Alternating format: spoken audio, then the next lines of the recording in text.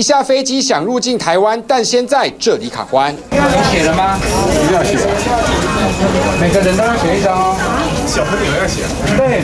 这班来自对岸的班机没先在机上填好健康声明书，这下子全都挤在这。检疫人员提醒，一个都不能少。没有，我们这里还有4位，1、2、3、4。你们有去过？没有，没有。好，没有。会过去。我那个12天前。哦，12天前，您等一下还有。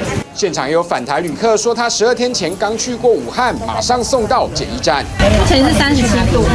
防疫人员细心问清楚每一道问题，站在第一线把关。警政署也派保医总队在机场协助，但站在第一线的员警写了一封公开信，要给行政院长苏贞昌。信里面写着，目前航班从对岸返台的旅客，只是叫他们自己填写健康声明书，但发现大部分都是乱写和敷衍。明明很多人咳嗽非常严重，这是我的国家，我希望每个从对岸回来的航班都能强制检疫。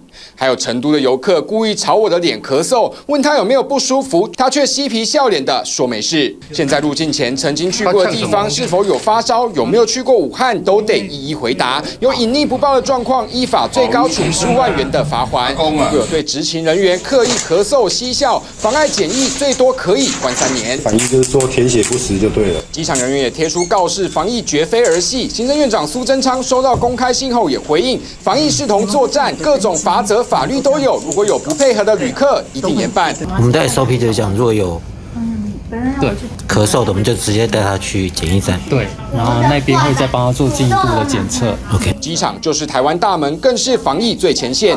防疫人员为了健康把关，势必得让乘客花更多时间出入境，但能多一分体谅，才能让疫情获得更好的控制。预约新闻林志伟、庄凯玉桃园场报道。网上看新闻，请下载 TVBS App 或直接按订阅 TVBS 新闻频道。